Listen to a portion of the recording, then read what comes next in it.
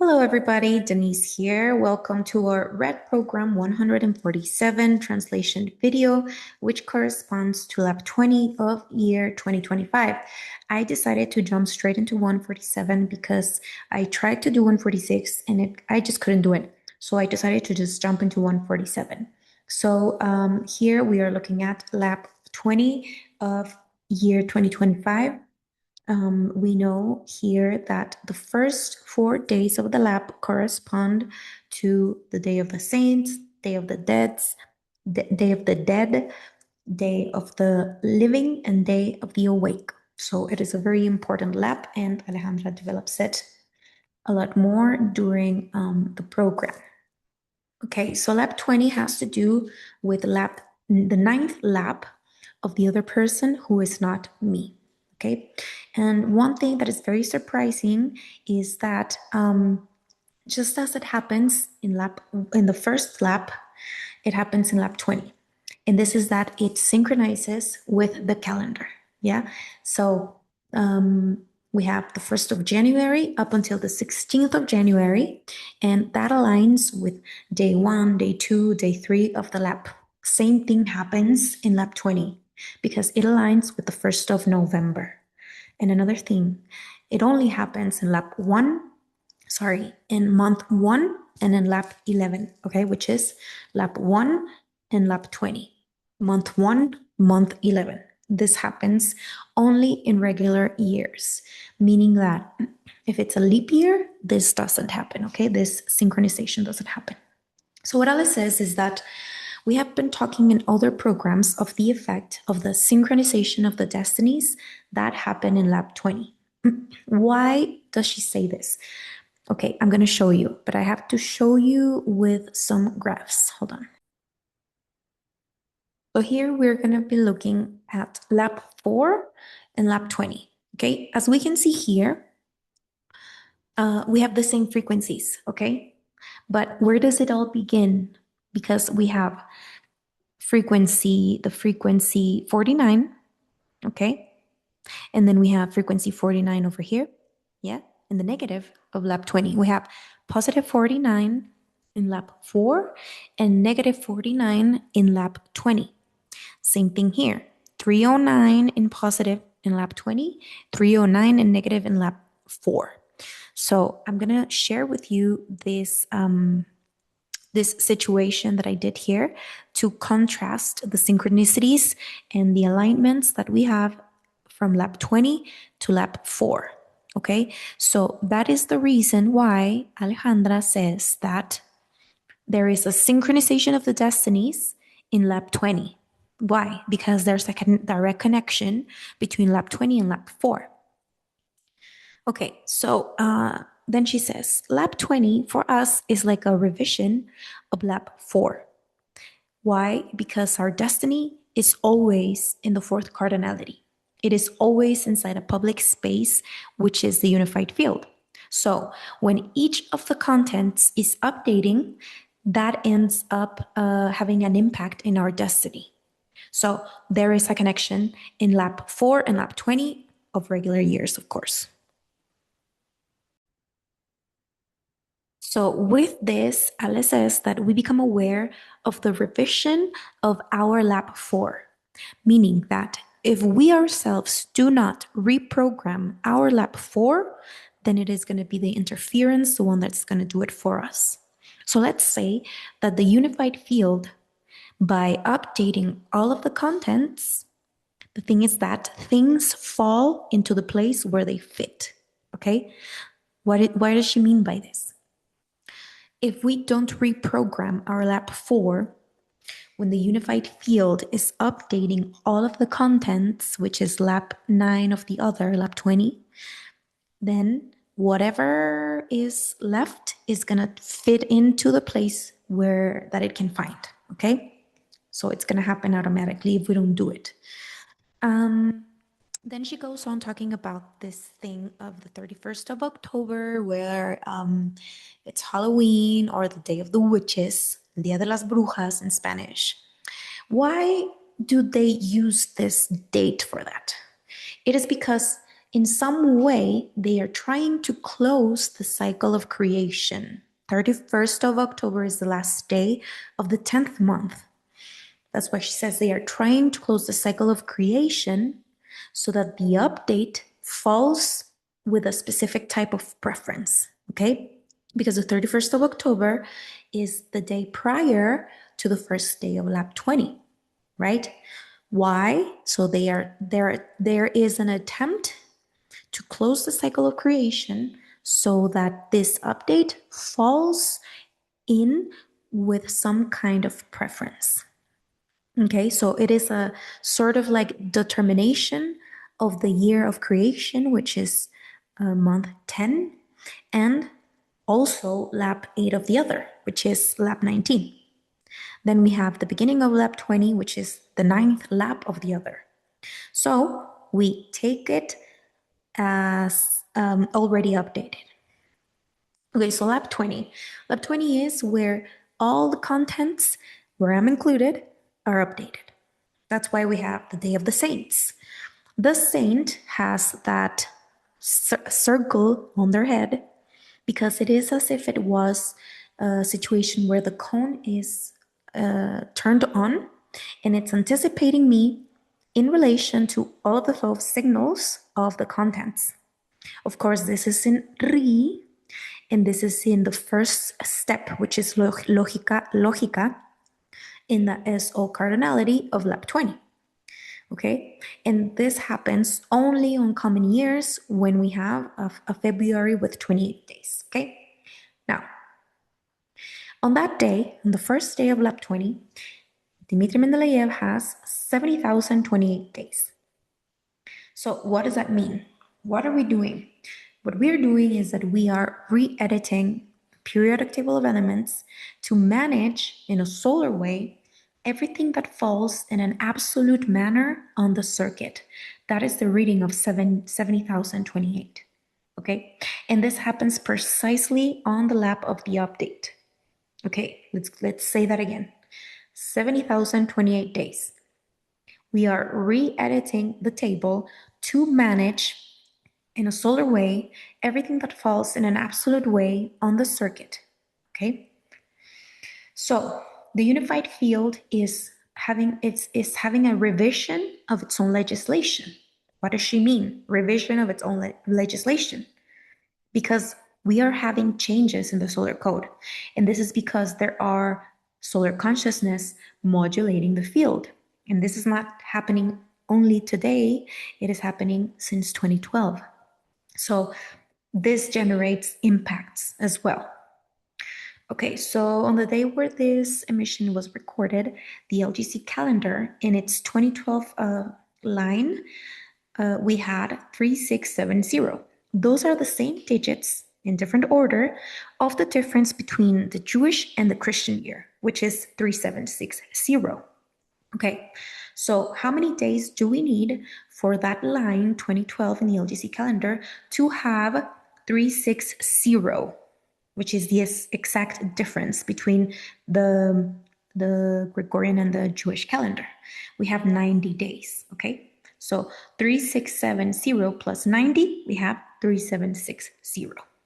So 90 days forward, we find the 30th of January of next year, which is Asimila of 507, of the apparatus 507.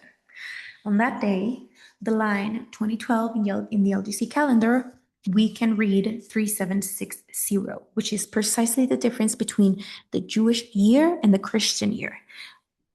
Which the Christian year is what has an influence on the solar code. So the balancing of this influence is mounted in the total summation of the LGC calendar of the 30th of January of 2026. Okay, so what do we have on the total summation of the LGC calendar? We have 3, 7, 4, 1, 9. So inside 39, we have 741, which is the update of the 3 levels of the calculator on the left. 741 is wrapped up in a 39. And also we can see that on the line 2020, we have 2222. So we're talking about a documented 2020. So it is a moment of parity where the assimilation that the asimila of 507 promises is going to be possible at a human scale. What does it mean for an assimilation to be possible at a human scale? What does it mean to assimilate? It means that the interdimensional infrastructure gives coverage synchronically all the way into the third dimension, and that this is supported by the human circuits because the solar code is already balancing and putting itself into the level of that which is interfering it. Okay. So what are we doing? We are incorporating the ninth lap of the other who is not me. And 90 days forward, we have this synchronization. So we ask Ale, how is this gonna go? Like, what is this gonna look like from the human scale? She has no clue. She has no clue because she is learning. She says, I am learning from all of these readings that we are doing because logically, the documentation of each person is going to happen on a different scale. So the more technical that scale is, the more clarity that the person will have. The more symbolic the scale is, the more convulsed that the person is going to be. So from here up until there, 30th of January 2026, what we're going to notice very much is whether or not we have been anchored or focused on our very own anchor. Because if we have been focused on our very own anchor, then we're going to be developing a very immense stability. But if there was somebody that was distracted and was more preoccupied on the lateral, then what's going to prevail is uncertainty. Okay, so the next situation here is what's going to be the difference between what we have lived in the past and what we are about to live? Here's the difference, that in the things that we have been living, what prevailed always was instinct. And in what we're going to live in the future, what's going to prevail is going to be intuition. So intuition is going to win over instinct. When up until now, instinct had always been the winner because the credit was put on the collective memory, and now that credit slowly, very millimetrically, is going to be much more centered in each person's antenna. Okay, so what happens is that the evolutionary requirement is going to be installed in the plane, but this is going to be gradual. This is going to be slow. The thing is that it's going to be our responsibility to create the culture to find ourselves in charge of the stability of the third dimension. Because the third dimension on its own won't be enough. We have to induce balance into the third dimension. And that's going to depend on our development in antimatter, in the antimatter. Okay, so we're going to be finding this little by little more evident from here in 90 days forward. Why? Because the assimilation is not an option. The assimilation of the next year is a condition. It's not an option. Why? Because the gravitational logic is being audited by the solar code, which is 407. 407 at the scale of the apparatus. Okay, so this is why she says that the return to the physical events, the physicality in the events, has a lot to do with that 507. So instead of saying events 2025, no, we say asume 507, asimila 507, desafía 507, and decide 507. Why? Because she's putting an emphasis in this getting back in touch with the space-temporal structures, which is what allows us to sequence and administrate the third dimension.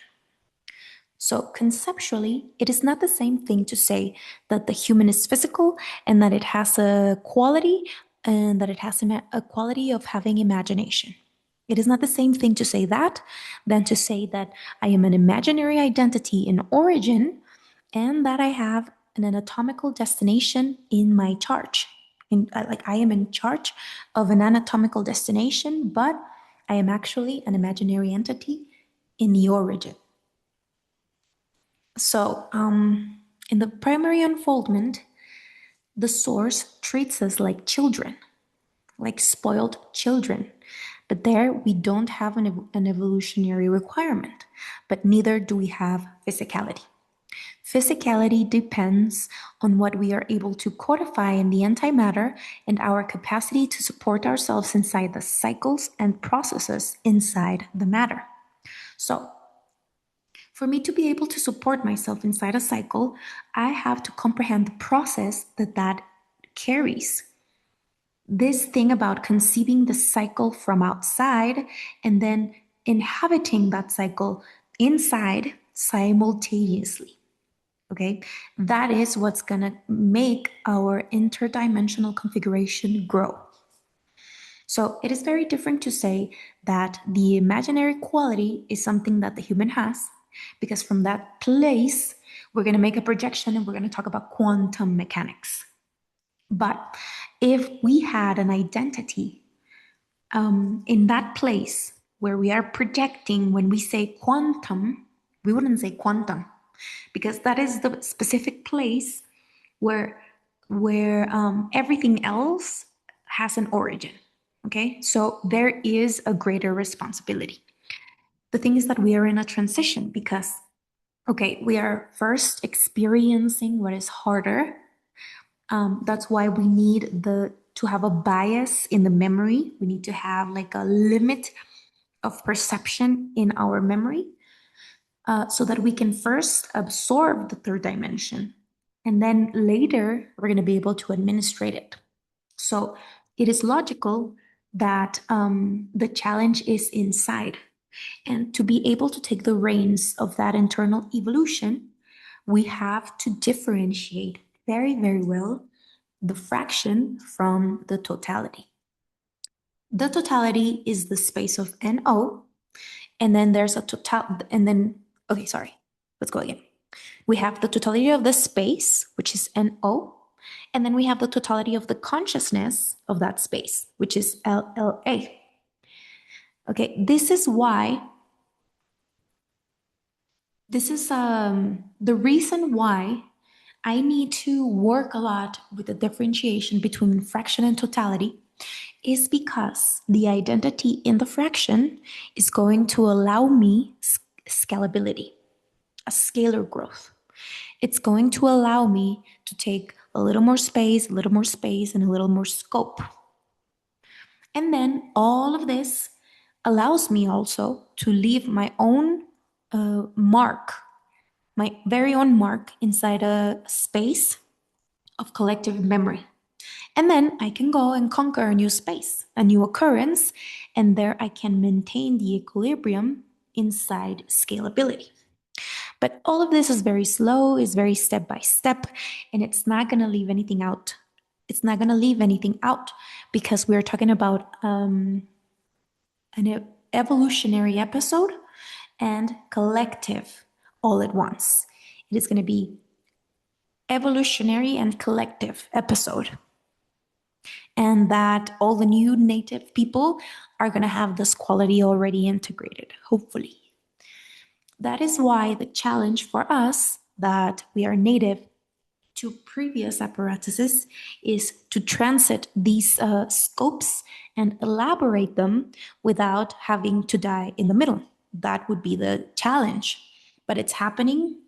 Of course, it is full of failures and it's full of missing things, but we are doing it. We are achieving it.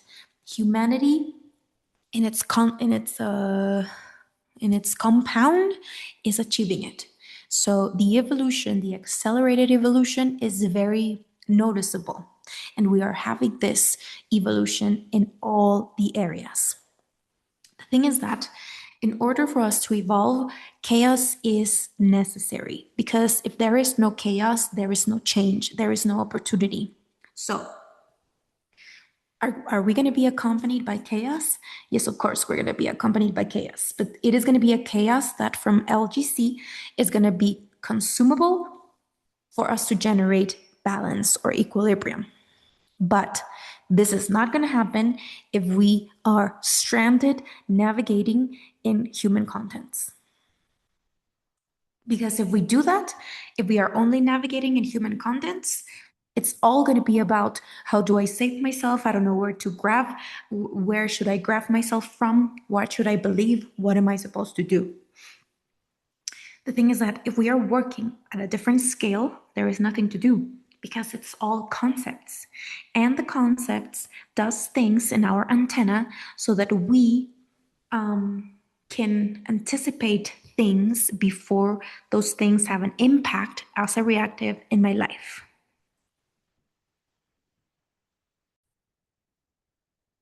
Okay, so Lab 20 is where all of the updates from 2025 are applied. And what is 2025? It has to do with that 25th frame, that famous 25th frame that has been used to manipulate the community. The thing is that now, what we're going to use it from is to realize things, anticipate things before it hits the reactive. The update arrives before the update. The 25th frame arrives before the reactive. That is why we have prepared the ninth line, the ninth level of the table. Because the ninth level of the table is precisely for that extra function, that extra and exclusive function of an extra understanding, and it's going to be exclusive to each one. Why? Because the evolution at a particular scale of each person has begun. Now, the eighth level of the table has to do with the clonation of the francium. There is like a buffer of the gravitational octave has a buffer so that there can be an operative failure mode happening, meaning that I will have failures and faults, but I will not be entering into a self-rejection. Because if we had left francium on lab 7 as it was, self-rejection would be impossible to avoid because that would mean that there would be a direct manipulation of the cosmos on our solar code. So line 8, francium, gravitational octave, because level 7 of the table has to do with something that is instantaneous. And in that instant, I'm going to be receiving that 25th frame. In that instant, I'm going to be realizing where the other is trying to manipulate me, where the other one is trying to cheat on me, and I'm going to be able to realize it. Because I'm going to be able to manage things before it hits the reactive. Now, we ourselves in the community are aware of all of these updates of the table because we are learning about space-temporal structures. But the rest of the world does not have the obligation to do any of this. But even though they don't have the obligation, all of this will be active for them as well because it is an update. It is an improvement. It is an update of the solar code. So everything that we have been trying to do in a not very good way in the 17, 18, and 1900s, which is the whole particular scale, is what we are doing now, because we are integrating levels 7, 8, and 9 of the periodic table of elements as part of our solar code. Why? Because we're going to need to apply a reception that was not programmed in my program destiny. It's going to come directly from the antimatter. It's going to come directly from our own solar evolution, even though it hasn't even been named yet.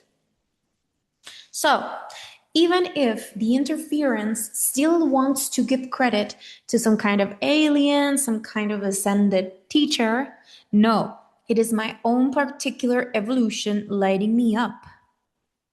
And we know that all of this has no promotion, but we're going to see how all of this unfolds until the end of this apparatus. So, what does it mean that it has no promotion, that it is not massive? People are not focused on any of this because we have to learn so many things about this, about all of this. There is so much to learn, there is so much to focus. We need to have resonance from a long time back to create the focus, to be able to learn the concept. A long time before the unified field provided us with the data.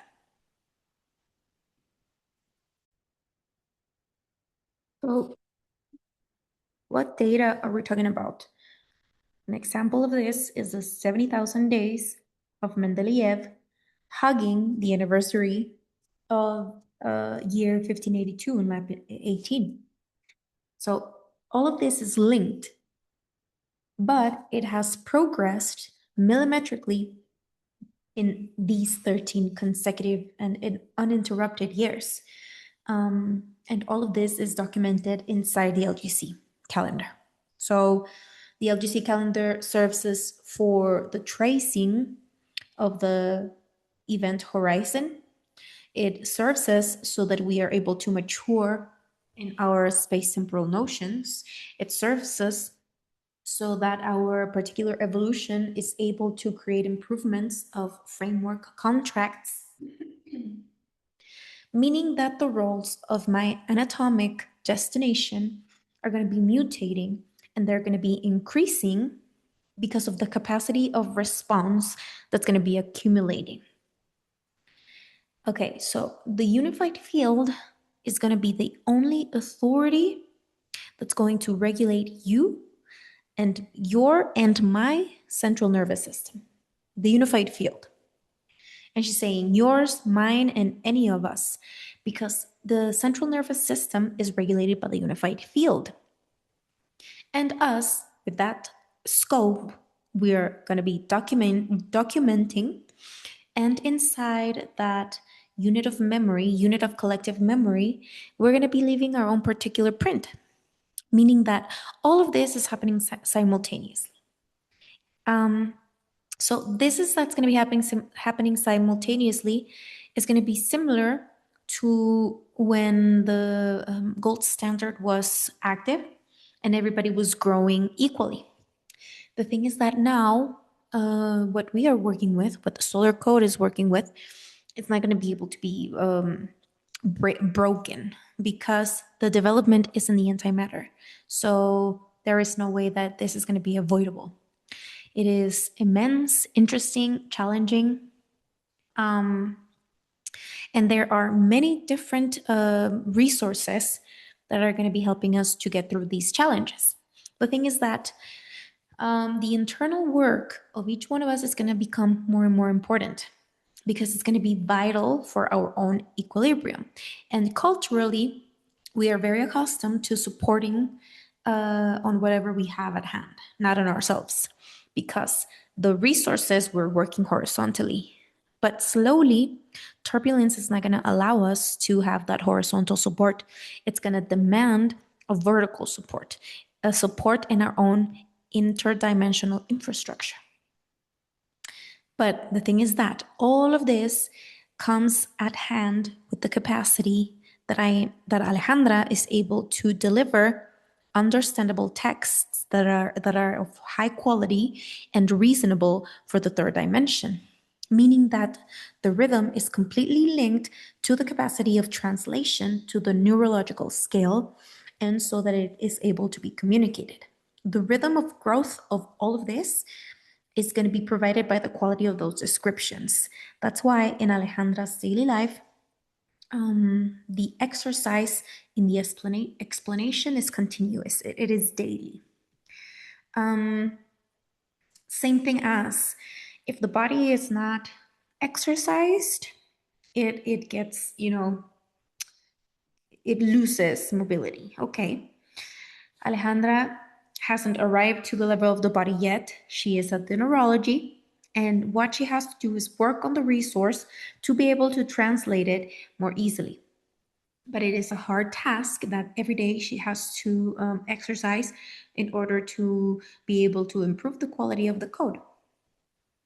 Because once she arrives at the port, there is an evolution. So the more low she arrives, the more communicable it is. And the more the particular evolution happens. So it happens that we have been talking about an example. We have been talking about a concept for a long time, but there's going to come a moment where it clicks and it starts to function. And in each person, that click is going to happen at one moment or another and in different ways. So every previous moment counts, and those previous moments are the base of the moment where everything clicks. She wants to say that we have to be very aware of the process because the result is not the most important thing. The most important thing is the process because the result is what depends the less more it is the result is something that is not up to us. Like we don't control the result. We have more access into improving the process, but the result, it is just an effect of the field. It is the opposite of what we have been educated to believe. The process is the only thing that is up to us, not the result. The result has to do with the algorithms of the field. So why will I be frustrated? If I don't have results, it's because it is not inside my scope to control the result, but it is inside my scope to control the process.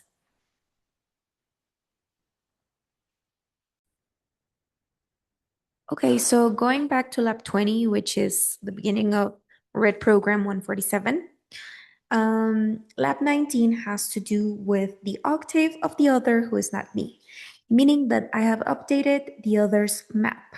Now, how am I going to interact with this other that is new and different? Because a new type of relationship is going to happen, a new type of scope, a new type of limitation, a new type of, a new scale of value, meaning that the raw changes, the re changes, everything changes because everybody has been updated. Another thing that we realize is that we have the table and the 222 spaces completely assigned in this new design of the table, and that we're talking about frame 25. So this 18th of October, something that happened was that 224 years from the occurrence of Justo José de Urquiza happened, right? So we are on the beginning of year 2025. That's another thing that happened in this past lap. Yes, the past, or lap 20, 18th of October. The matrix that society interpreted as a table of elements with 7 levels and 32 columns, even though that matrix only had assigned 118 spaces assigned, we did a change. What we did is we created a meaning for that 118. So when we filled up all of the spaces of that matrix, we realized that the day that belongs to the space 2024 is the 18th of August. And between the 11th and the 8th, there's a barra tal. What is a barra tal? Which is 951, right? It is my reassignation from antimatter by my new framework contract. It is the update that was not programmed in the collective memory. Why? Because I am beginning to develop myself particularly. So, what I mean, Ale says, when I do all of these things, she has no idea that once she reaches 2024, she's gonna find the 11th of August there, right? When she previously mentioned Oganesón and Toganesón, because Toganesón is the task that I deliver to the antimatter so that those 30 spaces are a promise of a task that has to be fulfilled in antimatter and that I have to receive online.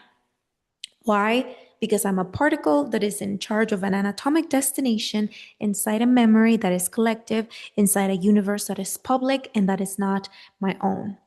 Therefore, I depend on the source so that it provides me with the signal of everything that cohabits with me inside this unified field. That is the argument. Now we have the four steps of any first cardinality, which is, well, any cardinality, which is logic, inhuman, human, and context. What are the characteristics of the inhuman? Is that it supports itself in the logic. Why does it support itself in the logic? Because it has no physicality.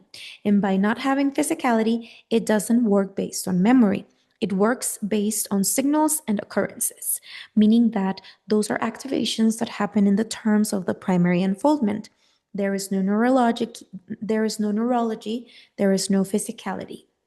So the logic that is chosen is the logic that is transited. Now the human is different because the human supports itself in the context because it depends on a unified field. But that's a condition of the human physicality. In the inhuman, there is no physicality. Therefore, it doesn't have that dependency.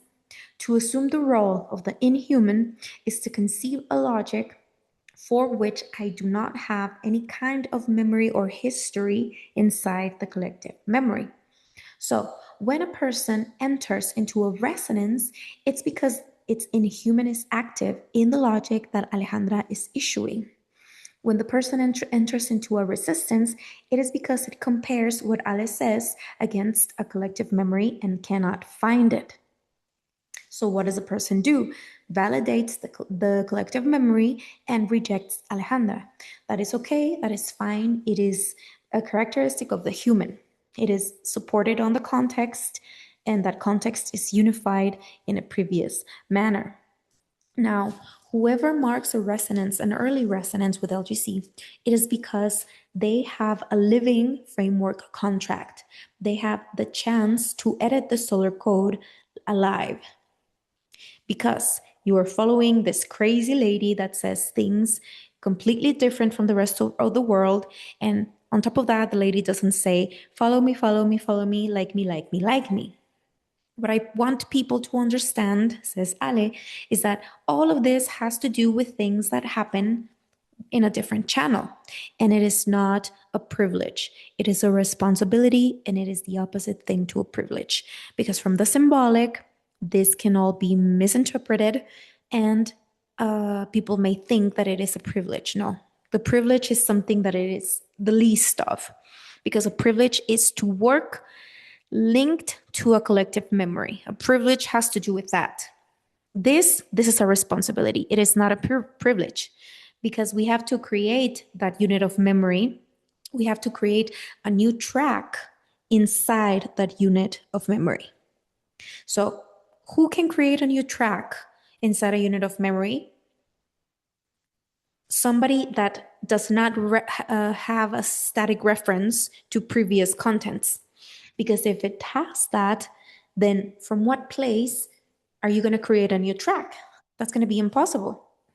So it is not a responsibility, it is a privilege. A privilege is the other way around. Privilege is a capacity to have an impact in the nervous system of a multitude, because there you have an access that gives you, there you have an access that is provided by the unified field. This doesn't happen like that, because everything that we edit as solar code is put to the test in our own central nervous system. That's why the reigns are shorter, because the license of ignorance gets shorter, because we are writing a code is being written that is being executed in my own body, in my own existence. So Sol has revises how that code runs in that particular person, and if it proceeds, then it turns it into a public situation. But all of the evaluation of quality is on a private particular. Yeah. So lab 9 of the table is not a privilege, it's a responsibility. Lab 8 of the table is going to allow us to administrate better the native octave. That all of those things that we had constructed in the mind are displaced into the field of the consciousness, and that we are able to adequate more properly and then put them in the mind back again. That is the administration of the native octave. That before, my body had a condition because it proceeded from a framework contract and it proceeded from an instant execution of a reactive. Okay, I realize that, I hold it, I put it in the consciousness, I create a retraction. All of that is level 8 on the table. The administration of the native octave is level 8 of the table. Now, can this improve my personal life? Of course, it can improve my personal life. And for that, we all need that the level 7 of the table receives all of the level -1 and -2, meaning that I'm going to be able to capture or receive from the antimatter, and I'm going to be able to function from the antimatter, -1 and -2. Therefore, I will not be predictable over here, laterally predictable. So all of those people that were really used to to manipulate and read Machiavelli to see how they could manipulate better, I am very sorry. Because of course, this is still running, but it's going to be less and less active as every day goes by. So we should be mentioning that this is not as slow as we think, because when we're talking about interdimensional changes, the slow and the fast is very relative, meaning that your process will be really, really slow, but there's going to be a moment of instant change that's going to change everything very suddenly. So definitely, this consciousness that we have, we're going to be in charge of the third dimension. We're going to be in charge of the creation of cycles and the audit of processes is all included. So the first regulation has to be internal. And for that, we need more intuition than we needed before. And we're going to be needing less instinct than we needed before. What does that mean? It means that the laws of survival are changing. Detail becomes more and more important because detail can change from a moment to another completely. So we are inside that very interesting moment, meaning, so something that Ale says constantly, be very careful with the fourth cardinality. Careful, because you have to keep in mind that the more you personalize the fourth cardinality, the bigger my blind spot will be. On the other hand, if I just allow the unified field to illuminate me, I'm going to be able to see my own preference, but I'm going to be able to see it, and I'm going to be able to see everybody else's preference as well. But when I go and I am only after my personal plan, the only thing that I see is that, and I'm going to have a huge blind spot. So we're going to be learning to manage the fourth cardinality professionally so that all of us are able to grow in our digital origin and from there reprogram our anatomical destination. But if we don't make our digital origin grow, where are we going to get the credit to make any other expansion? Okay, the next time we meet, we're going to be talking about Asimila 507 and the events in Argentina for 2026. She thinks that it's going to be inside a field that's going to be very different than the one we found ourselves in the Asume, because we're going to be very, very close to all of this that Alejandra is talking about. So in the events of Asume, we were very excited to be reunited, very excited because we were 5 years without being present. And now, but in the next year, we're going to be more close to everything that has been new.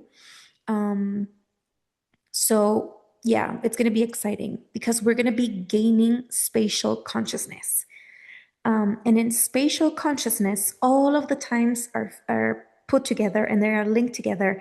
And all of that is what begins to provide us with stability. Now, the ones that are still linked to the temporal consciousness are going to be more and more lost. But the spatial consciousness is going to allow me to interconnect different times. And that, from the solar perspective, is the masters of the solar code. It is as if the processor is able to interlink the times to give me the best inhabiting of this space. And on top of that, I'm going to be giving credit to my particular evolution. I'm not going to be needing to give credit to any master, any guru, nobody, because it is my primary unfoldment. And it is the professionality with which I am boarding the secondary unfoldment and of the story. So the next meeting, the next red program is going to be Asimila 2026. That's going to be in June. Oh, no, sorry. The next event is going to be in June, probably the 6th of June. But details on the next program. Okay. That is that, you guys. I hope you guys enjoy it.